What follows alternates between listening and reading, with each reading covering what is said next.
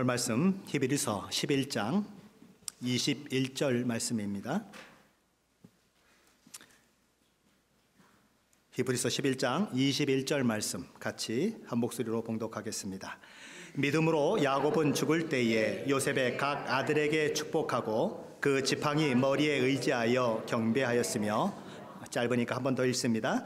믿음으로 야곱은 죽을 때에 요셉의 각 아들에게 축복하고 그 지팡이 머리에 의지하여 경배하였으며. 아멘.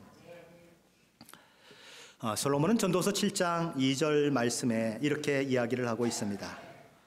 조상집에 가는 것이 잔치집에 가는 것보다 나으니 모든 사람의 끝이 이와 같이 됨이라. 산자는 이것을 그의 마음에 둘지니라.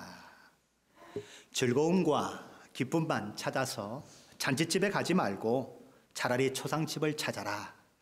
그래서 거기서 그 죽은 사람을 장례하는 모습을 보면서 나도 언젠가 죽지 하는 생각을 가지고 마음에 두고 살라, 그런 말인 것입니다. 전도서 7장 4절에 보면 지혜자의 마음은 초상집에 있으되 우매한 자의 마음은 호린집에 있느니라 라고 말합니다. 삶을 살아가면서 육체적인 기쁨과 즐거움만 추구하는 사람은 어리석은 사람이라는 것입니다. 자신의 죽음을 생각하며 인생을 사는 사람, 그 사람이 지혜로운 사람이다, 이렇게 얘기하는 것이지요. 그러기에 전도서 11장 9절에서 솔로몬은 이렇게 권면을 합니다. 그러니 젊은이들이여 청춘을 즐겨라. 내 청춘이 가기 전에 하고 싶은 일을 하며 즐겨라. 가고 싶은 데 가고 보고 싶은 것을 보아라. 그러나 하나님께서 내게 하는 모든 일을 재판에 붙이시리라는 것만은 명심하여라. 공동번역입니다. 하나님의 앞에서 설 것을 생각하고 인생을 살아라, 그렇게 얘기하는 거예요. 그러나 많은 사람들은 모든 인생이 필연적으로 맞을 수밖에 없는 그 죽음, 그 후에 있을 하나님의 심판, 그리고 천국과 지옥에 대한 그 것들을 마음에 두려고 하지 않고 그렇게 살아가는 모습들이 있는 것입니다. 프랑스가 낳은 세계적인 철학가 가운데 사르트르라고 하는 사람이 있습니다. 사르트르는 무신론적 실존주의 철학자로서 특별히 기독교에 대해서 매우 비판적이었던 사람입니다. 인간은 종교적인 가르침이 없어도 충분히 선할 수 있다면서 천국과 지옥에 대한 교리를 가르치는 기독교를 강하게 비판했던 사람이죠. 그 시대를 대표했던 지성인으로서 그의 이런 주장은 많은 젊은이들에게 영향을 미쳤고 젊은이들이 교회를 떠나는 일들을 그는 하게 만들었다고 하지요. 그가 만 75세가 되었습니다. 1980년 3월 폐에 물이 차요. 그래서 그 병 때문에 프랑스 브뤼셀에 있는 한 병원에 그는 입원하게 됩니다. 그의 치료를 담당했던 의사가 프랑스의 자부심이라고 할 수 있는 그 대철학자에게 당신의 생명이 이제 얼마 남지 않았습니다 라고 그렇게 얘기를 해요. 그러자 사르트르는 의사에게 막 욕을 하면서 물건을 내던지기 시작했습니다. 그의 이런 발악적인 행동은 임종을 맞이할 때까지 계속되었다고 합니다.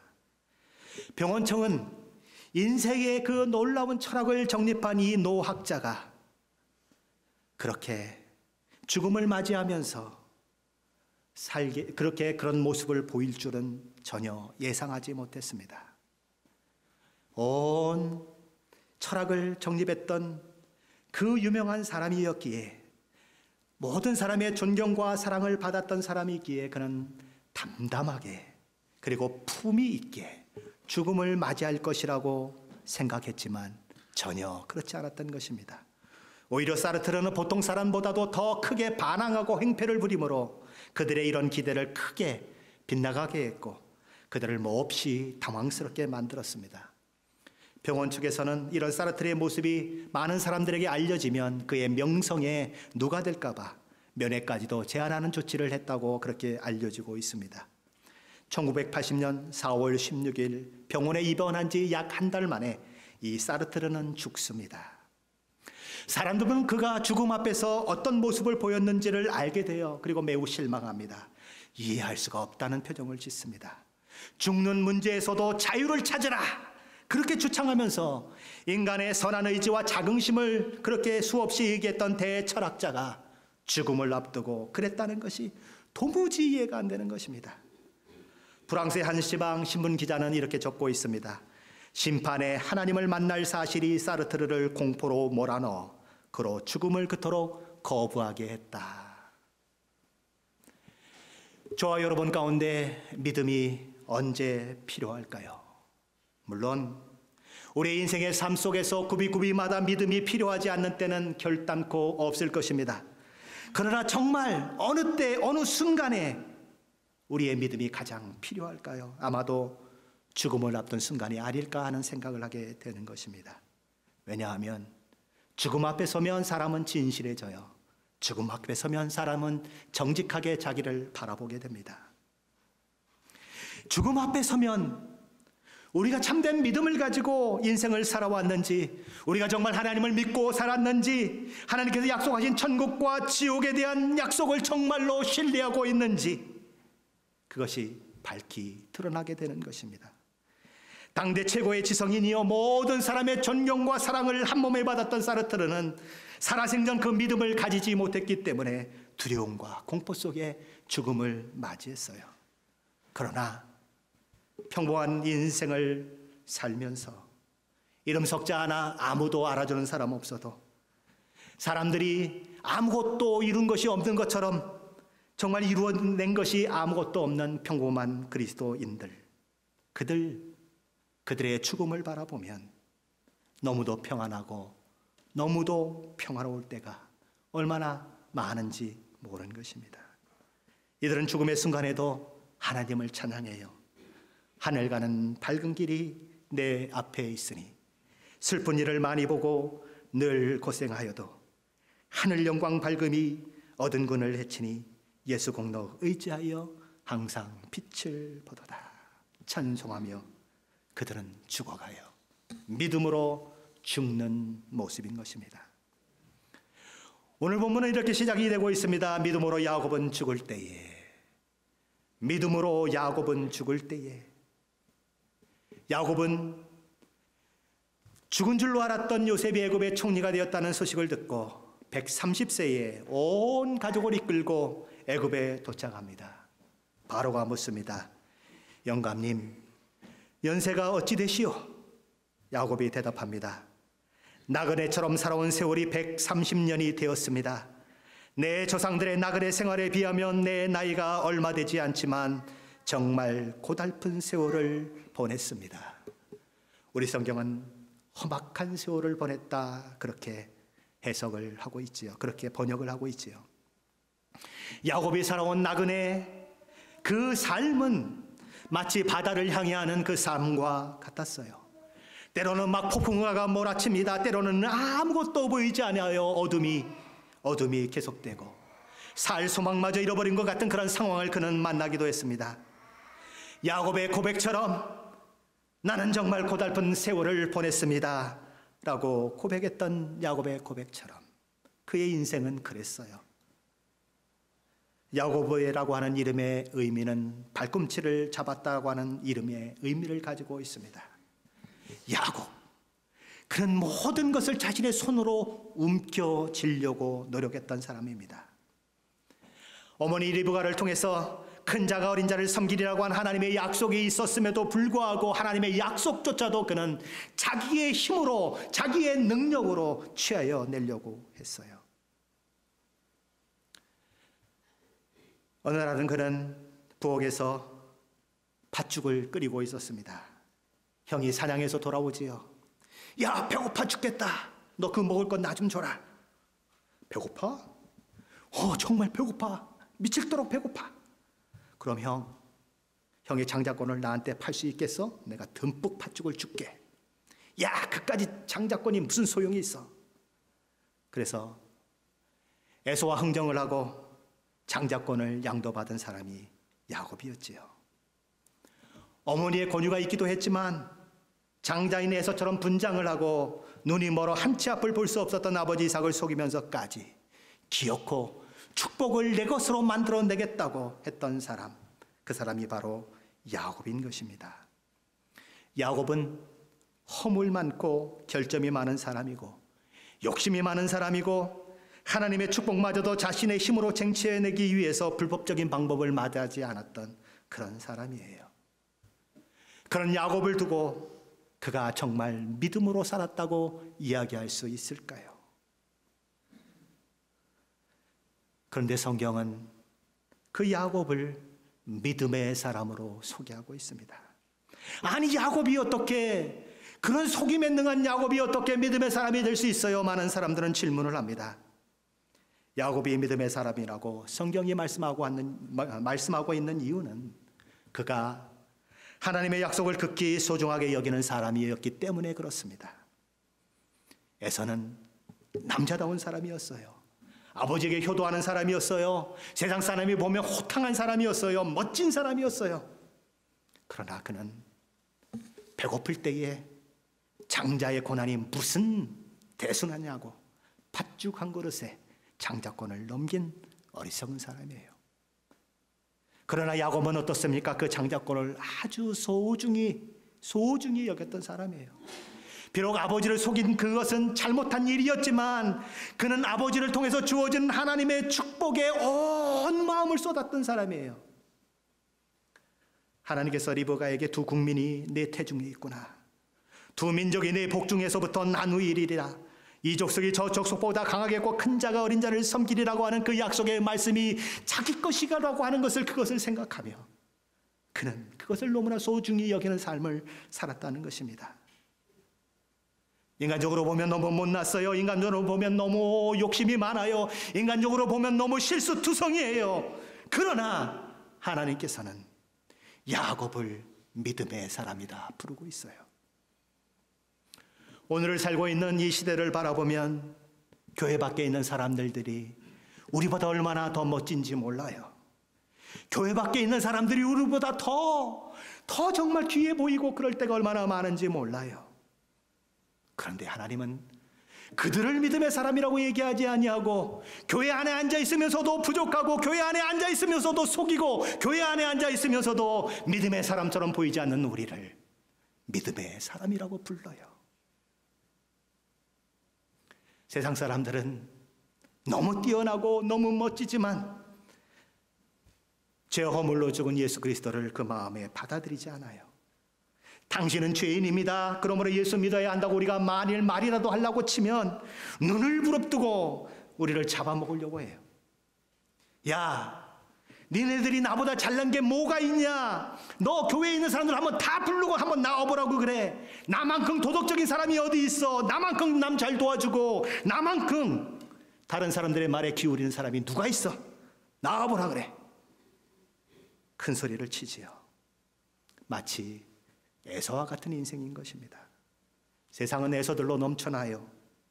그러나 하나님께서는 그 에서가 아니라 비록 연약하고 허물 많았지만 하나님의 약속과 하나님의 말씀에 귀 기울인 야곱을 믿음의 사람으로 인정하고 있다는 이 사실을 저와 여러분은 기억해야 하는 것입니다. 인간이 주장하는 의는 상대적인 의예요. 내가 저 사람보다 조금 낫다는 거예요. 아니면 조금 더 낫다는 거예요. 그러나 하나님께서 요구하시는 의는 절대적인 의예요.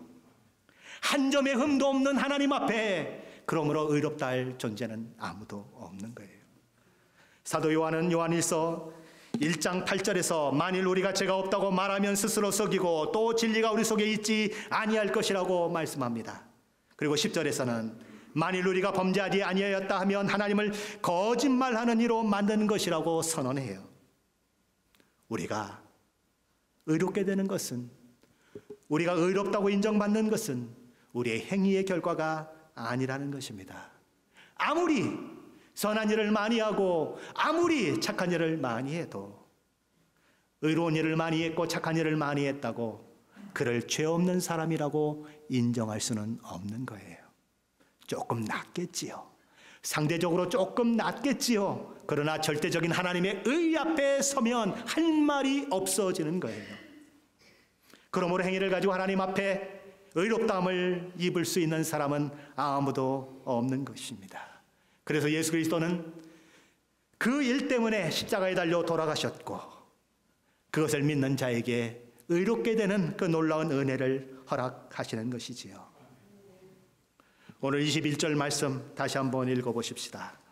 믿음으로 야곱은 죽을 때에 요셉의 각 아들에게 축복하고 그 지팡이 머리에 의지하여 경배하였으며.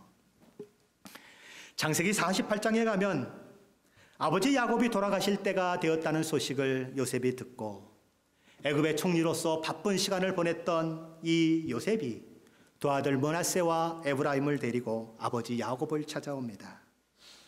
기운 없이 침상에 누워있어 이제 죽을 날을 기다렸던 야곱이 있는 힘을 다해서 일어나 침상에 걸터 앉아 요셉에게 말하지요.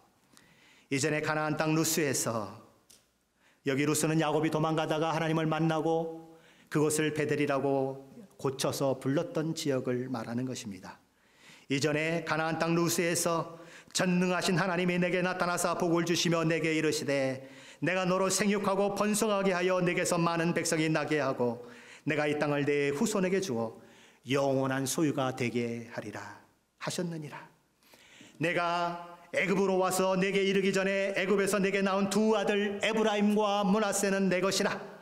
루벤과 시므온처럼 내 것이 될 것이요 이후에 내 소생은 내 것이 될 것이며 그들의 유산은 그들의 형의 이름으로 함께 받으리라.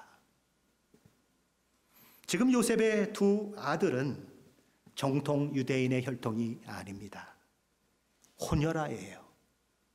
요셉과 애굽의 제사장 보디베라의 딸 아나다사에서 태어난 아들들인 것입니다. 애굽인의 피가 섞여 있어요. 요셉의 두 아들이 야곱의 그 가족으로 포함이 될 수 있을까? 야곱의 그 놀라운 은혜의 역사를 이어갈 수 있을까? 사람들은 많은 관심을 가지고 바라봤을 거예요. 그런데 야곱은 오늘 그들을 손자가 아니라 마치 루벤과 시므온처럼 자기 아들 중에 한 사람으로 인정하겠다고 선언을 하고 있는 것입니다. 하나님은 훗날 레위 지파를 따로 세우시지요. 그래서 레위 지파가 따로 빠져나와 제사 일들을 감당하게 하십니다. 그리고 레위 지파들은 다른 모든 지파들이 드린 예물을 가지고 살아가게 만드셔요.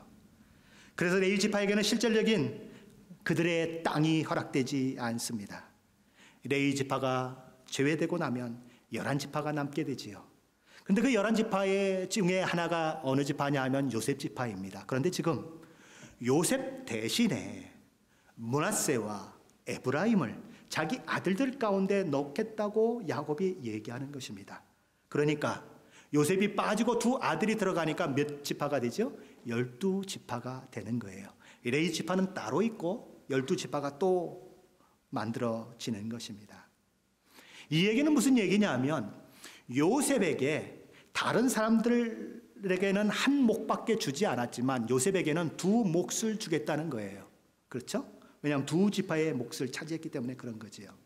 그 이야기는 어떤 얘기가 되느냐 하면 이 야곱의 사실은 첫 번째 장자는 누구냐 하면 루벤이에요. 그렇죠? 그런데 루벤을 장자로 인정하지 않고 루벤이 장자라면 루벤에게 두 몫이 들어가야 되는데 그를 장자로 인정하지 않고 야곱에게 두 몫을 돌아가게 했다는 것은, 아니 요셉에게 두 몫이 돌아가게 했다고 하는 것은 요셉을 장자로 인정하고 있다. 그것을 보여주는 것입니다. 신명기 21장 17절 말씀에 보면 이런 말씀이 있어요. 만일 어떤 사람에게 두 아내가 있는데 한 아내는 사랑을 받고 다른 아내는 미움을 받는다고 하자. 그런데 미움을 받는 자의 그 아들이 장자이면 반드시 그 미움을 받는 자의 아들을 장자로 인정하여 자기의 소유에서 그에게 두 몫을 줄 것이니 그는 자기의 기력의 시작이라 장자의 권리가 그에게 있음이니라 라고 얘기합니다. 야곱에게는 레아와 라헬이라고 하는 두 아내가 있었죠. 물론 또 다른 두 아내가 있긴 하지만 사실 야곱은 라헬을 너무나 사랑했어요. 그래서 그와 결혼하기 위해서 7년 동안 외삼촌을 위해서 일을 했습니다. 그런데 라반은 야곱을 속이고 라헬 대신에 레아를 신혼방에다 집어넣어 버렸어요. 그래서 야곱의 의사와 상관없이 레아가 첫 부인이 되었고 그를 통해 장자 루벤이 태어나게 되는 것입니다. 그리고 나중에 라헬을 통해서 요셉과 베냐민이 태어나는 것이죠. 사랑받는 아내 라헬을 통해서 낳은 장자는 요셉이고 덜 사랑하는 아내를 통해서 낳은 장자는 루벤이에요.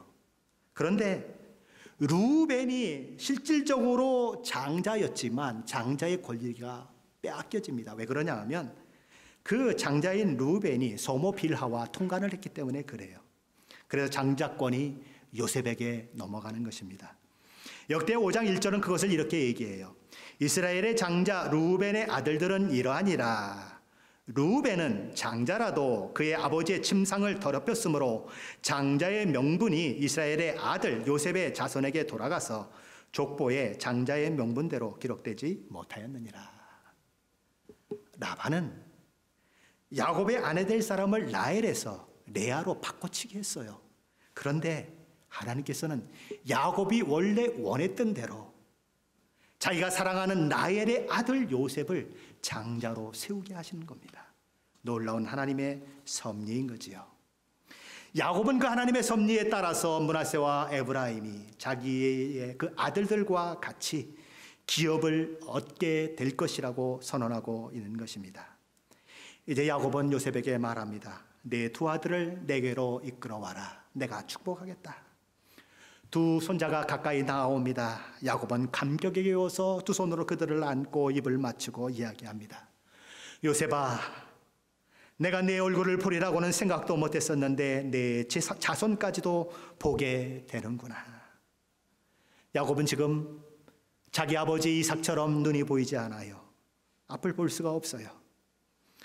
요셉은 그런 눈먼 아버지를 위하여서 두 아들을 앞으로 데리고 가면서 야곱의 오른손으로 므낫세의 머리에 손을 얹을 수 있도록 하고 또 야곱의 왼손으로 에브라임의 머리에 손을 얹을 수 있도록 그렇게 하고는 그렇게 될 수 있도록 두 아들을 손에 잡고 아버지 앞으로 가지고 갑니다.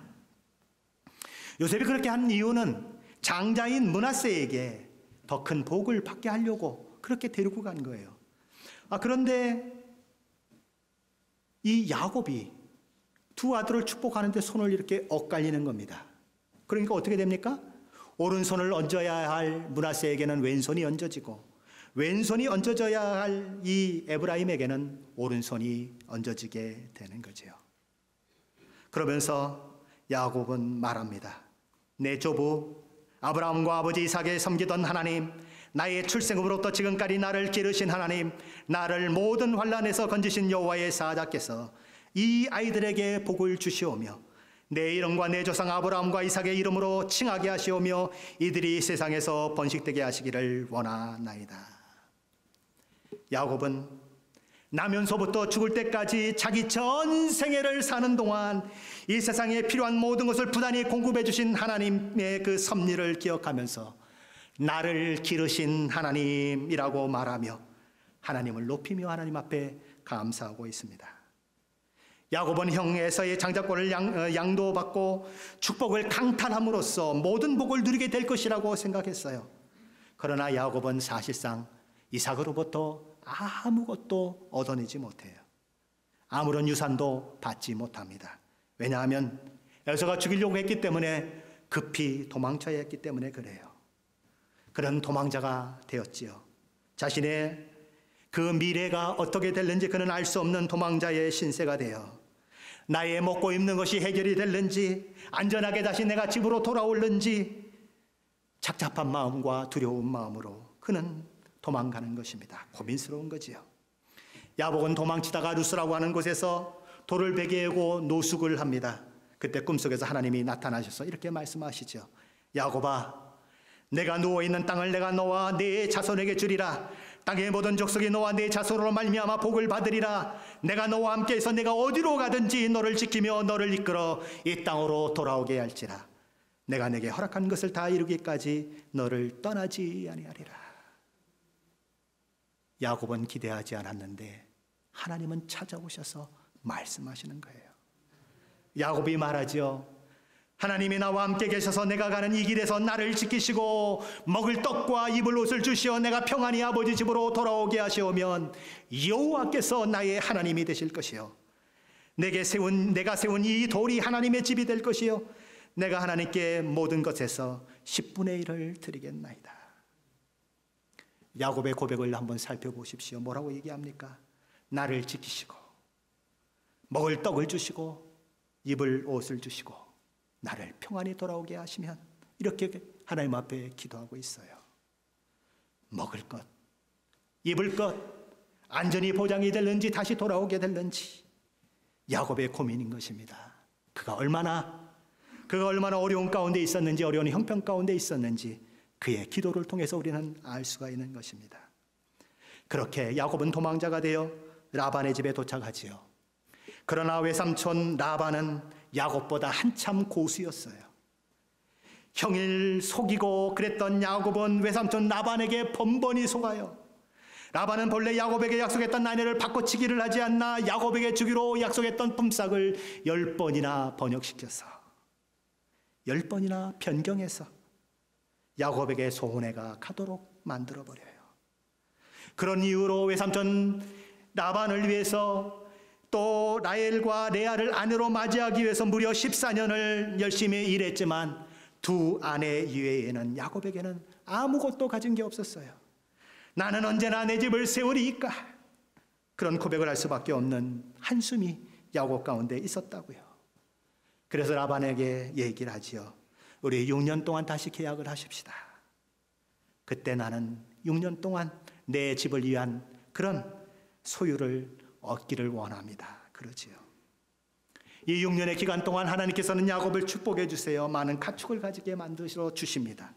그런데 라반의 아들들이 야곱이 부해지자 마치 아버지 재산을 야곱이 도둑질한 것처럼 그렇게 쳐다보는 것입니다. 야곱을 못마땅하게 여기는 거예요. 그래서 야곱은 외삼촌 라반을 떠나기로 결정하지요. 밤새 도주를 합니다. 라반에게 그것이 알려지고 라반은 7일 길을 달려서 애굽을 따라옵니다. 야곱을 해하기 위해서 정신없이 달려왔어요. 그런데 밤에 꿈에 하나님께서 라반에게 나타나십니다. 너는 삼가 야곱에게 선악간에 말하지 말아라. 아무것도 말하지 말아라. 그래서 야곱은 겨우 위기를 모면합니다. 그리고 야곱이 라반에게 말하지요. 우리 아버지 하나님 아브라함이 하나님 곧 이삭이 경외하는 이가 나와 함께 계시지 아니하셨더라면 외삼촌께서 이제 나를 빈손으로 돌려보내셨으리다마는 하나님이 내 고난과 내 손의 수고를 보시고 어젯밤에 외삼촌을 책망하셨나이다. 하나님이 막지 않으셨다면 외삼촌은 분명히 나의 모든 것을 빼앗았을 것입니다. 나는 그래서 빈손으로 돌아갈 수밖에 없었을 것입니다. 그런데 하나님이 도우셔서 나로 빈손으로 가지 않게 하시고 이 모든 소유를 이끌고 가나안 땅에 가게 하셨습니다. 하나님의 은혜입니다라고 그는 고백하는 것이에요. 그래서 그는 가나안 땅에 도착을 하지요. 그런데 가나안 땅에 도착을 해서 에서에게 자기가 왔다는 것을 알렸더니 에서가 400명을 데리고 자기에게 온다는 소식이 들려옵니다. 칼을 차고 온다는 거예요. 야곱이 너무너무 두려워합니다. 과거에 형을 속였던 그것이 그냥 막 필름이 돌아가듯이 머릿속에서 막 돌아가는데 참을 이룰 수가 없어요.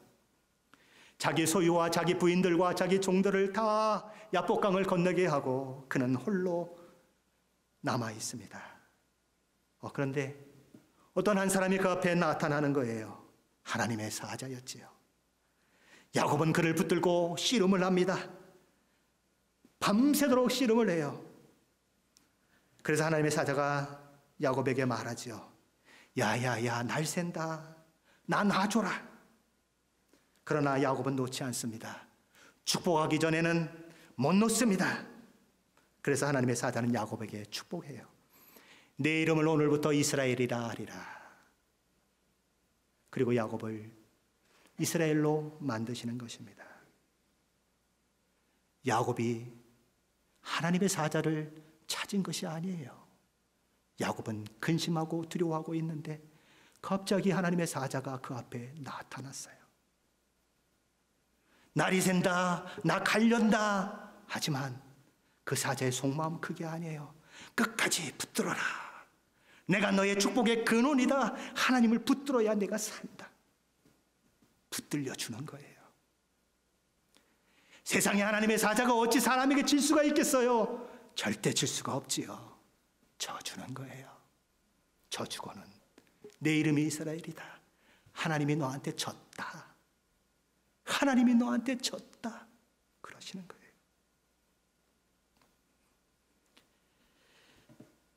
우리는 그 하나님을 믿고 있는 사람들이에요. 아무것도 기대하지 않았는데 우리를 찾아오시고 같이 씨름해 주시고 쳐주시고 내가 졌다. 그래서 내가 너를 축복한다. 그 하나님이 우리가 믿는 하나님인 거예요. 그래서 야곱은 고백하는 것입니다. 그 하나님이 나를 기르셨다. 먹이시고 입히시고 모든 것을 공급하셨다. 야곱의 신앙의 고백인 거예요. 하나님은 야곱을 기르신 하나님이실 뿐만 아니라 또한 야곱을 그 모든 환난 가운데서 건져내신 하나님으로 또 고백을 합니다. 나를 모든 환난에서 건지신 여호와의 사자께서 이 아이들에게 복을 주시오며라고 그는 축복을 해요. 야곱이 고향 땅에 돌아와 가나안 땅 세겜에 거주하고 있을 때에 레아를 통해서 낳은 디나가 세겜의 추장에게 성폭행당하는 일이 일어납니다. 분노한 이 야곱의 아들들이 복수를 하기 위해서 세겜과 그의 아버지에게 너희 모든 남자가 할례를 받으면 결혼을 허락하겠다고 속입니다. 그리고 저들이 할례를 받고 고통에 이르렀을 때에 도저히 싸움을 할 수 없을 만큼 고통스러울 때에 그들을 치러 들어가서 모든 남자를 다 죽여버립니다. 모든 소유를 다 빼앗아 버립니다. 서로 찰떡같이 약속을 했는데 그 약속을 어겨버린 거예요. 야곱은 그 일을 보며 큰 두려움에 쌓입니다.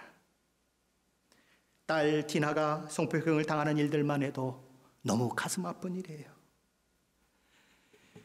하나님의 약속이 아브라함으로부터 이삭에게, 이삭으로부터 야곱에게, 야곱으로부터 이제 그 자손에게 흘러가야 할 그 시점인데 하나님의 백성이라고 하는 그들이 하나님의 약속과 하나님의 눈이 보고 있음에도 불구하고 세상 사람들과 약속을 찰떡같이 해놓고는 손바닥 뒤집듯이 확 뒤집어버리고 다 죽여버리고 다 빼앗아 버렸으니 이런 망신이 어디가 있겠습니까? 하나님의 이름은 얼마나 욕되게 되었습니까? 그 시대에 서로 언약을 했는데 언약을 그냥 그렇게 확 뒤집어버리고 그 민족을 다 죽게 만들었으니 옆에 보고 있는 족속들이 이 이스라엘, 이 야곱의 가족을 어떻게 보겠습니까? 저것들은 살아서는 안 되는 그런 나쁜 놈들이지. 그들이 칼을 들고 일어나 야곱 가족들과 싸우게 된다면 야곱 가족은 이제 전멸할 위기에 처해 있는 거예요. 그래서 야곱은 고민하는 것입니다. 두려워하는 거예요. 너무너무 힘든 상황을 만난 것입니다. 하나님 어찌해야 합니까? 그때 또 하나님이 나타나세요. 떠나라. 떠나라. 내가 처음 단을 쌓았던 베델로 올라가라. 내가 너를 만나 어떤 약속을 했는가 그곳에서 기억하며 제단을 쌓고 나를 예배하라. 너를 만나주신 하나님, 너를 이 땅에 돌아오게 하신 하나님, 그 하나님 앞에 예배해라. 그래서 그는 떠나는 것입니다. 성경은 이렇게 기록해요. 주변 족속들에게 큰 두려움을 하나님께서 임하게 하셨다고 성경은 기록합니다. 그래서 아무도 야곱 족속이 떠나가는데도 불구하고 그들을 칠생약을 하지 못합니다. 무서워요. 하나님이 두렵게 하셨어요. 야곱은 지금 자신을 그렇게 환난 가운데 구해내신 그 하나님이 보내신 여호와의 사자가 에브라임과 므낫세의 삶 속에서도 자신에게 행했던 것처럼, 자신을 구원했던 것처럼, 자신을 보호하고 인도하셨던 것처럼 그 은혜와 복을 베푸시기를 축복하고 있습니다. 야곱은 알고 있어요. 하나님이 함께 하시지 않았다면 내 인생 여기까지 올 수 없다고 하는 것을 그는 알고 있습니다. 하나님의 은혜가 아니면 나는 빈털털이었을 거예요. 하나님의 은혜가 아니면 나를 너 환난으로 인하여 넘어지고 자빠져서 영원히 일어나지 못했을 거예요. 하나님의 은혜가 나를 붙들고 나를 이 자리에 여기 있게 하셨습니다. 그 마음으로 요셉의 아들들을 축복하고 있는 거지요. 마치 사도 바울의 고백처럼 야곱은 이렇게 고백하고 있는 것입니다. 내가 나된 것은 하나님의 은혜라. 하나님의 은혜예요.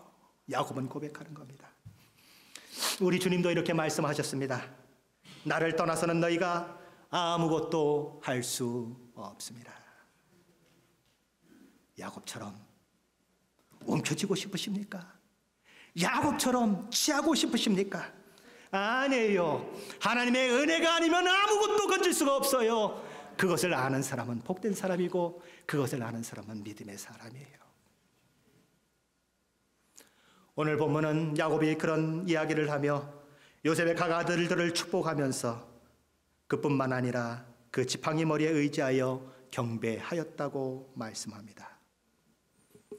야곱은 요셉을 불러놓고 이렇게 말합니다.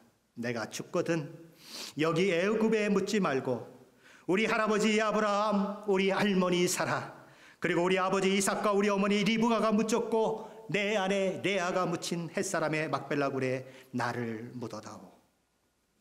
그렇게 하겠다고 여기 이 자리에서 맹세해라. 그래서 맹세를 시키고 다짐을 받는 것입니다. 야곱은 비록 지금 애굽 땅에 와서 살고 있지만 아브라함과 이삭과 자신에게 허락된 약속의 땅은 가나안 땅임을 확신하고 있는 것입니다. 이를 통해 자신의 시체를, 자신의 죽은 몸을 가나안 땅에 묻으라고 함으로써 그는 후손들에게 신앙적인 그런 유산을 물려주고 있습니다. 너희가 살 땅은 애굽이 아니라 가나안이다. 하나님께서 가나안 땅을 약속하셨다. 잊지 말아라. 산교훈을 하고 있는 것입니다. 하나님께서 때가 되면 이스라엘 자손을 가나안 땅에 가게 하실 터인데 나는 비록 죽지만 그곳에 먼저 가 있겠다. 수백 년이 흘러 너희들이 올 때에 나는 거기 묻혀 있을 것이다. 얘기하는 것입니다. 그러니 하나님께서 돌보시는 그때까지, 하나님께서 이끄시는 그때까지 비록 애굽에 살지만 약속의 땅인 가나안을 바라보며 살아라. 그렇게 얘기하는 거예요. 그리고는 야곱은 숨을 몰아쉬며 겨우 몸을 일으켜 세우는데 지팡이 머리를 꽉 쥐고 겨우 몸을 지탱하며 일어나 그렇게 하실 하나님, 자신의 축복대로 에브라임과 므낫세 그리고 자기 아들들을 자기에게 그렇게 하셨듯이 축복하시고 인도하시고 역사하실 하나님께 경배합니다. 그리고 그는 죽어요. 그의 나이 147세였습니다. 야곱과 같이 믿음으로 살다가 믿음으로 죽은 모든 믿음의 사람들은 언제나 돌아갈 본향을 생각했어요. 자손들에게 너의 본향은 하늘나라다, 너의 본향은 이 땅이 아니라고 하는 것을 알려주려고 애쓰며 유언을 남겼어요. 저와 여러분은 죽음 앞에 설 준비가 되어 있으십니까? 오늘 저녁 죽게 된다면 저와 여러분을 둘러서 있는 가족들 앞에, 지인들 앞에 어떤 모습과 어떤 표정, 어떤 말을 하고 죽게 될까요? 스데반 집사는 자신의 순교할 시간이 다가왔을 때 성령에 충만하여 하늘을 우러러 주목하며 하늘의 영광을 보며 예수께서 하나님 우편에 서신 것을 보며 이렇게 외칩니다. 하늘이 열리고 인자가 하나님 우편에 서신 것을 보노라. 거기 내가 가게 될 것이다. 스데반의 설교를 듣고 있던 수많은 사람들이 이를 파득파득 깔면서 달려들어요. 그를 끌고서 성 밖으로 내어치고는 돌멩이를 들어 그를 죽입니다. 돌에 맞아 죽어가면서 그는 이렇게 외치지요. 주 예수여 내 영혼을 받으시옵소서. 저와 여러분은 죽음을 맞을 준비가 되셨습니까? 스데반처럼 주님 만날 것을 기대하며 영원한 생명을 가진 자로 천국에서 주님과 영원히 살 소망을 가지고 죽으실 수 있으십니까?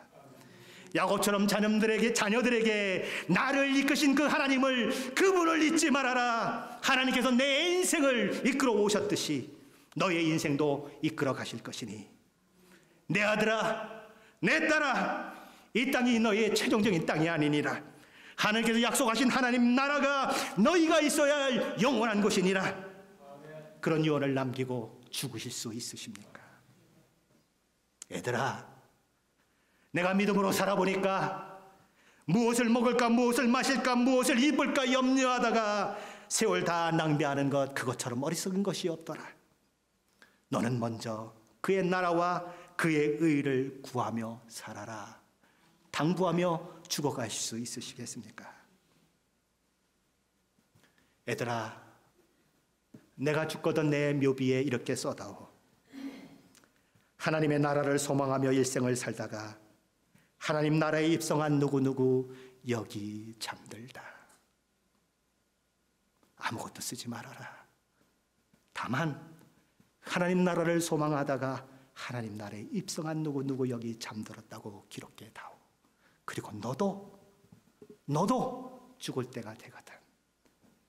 그 묘비에 그 기록을 남기고 죽어라. 우리의 소망은 확실한 것이다. 우리의 소망은 아무도 빼앗을 수 없는 것이다. 영원한 것이다. 무엇을 위해서 살아야 하는지 보여주시고 말씀하시고 기쁨과 감사함으로 하나님 내 영혼을 받으시옵소서 하고 고백하며 숨을 거두시는 저와 여러분이 되시기를 예수 그리스도의 이름으로 간절히 축원합니다. 기도하시겠습니다.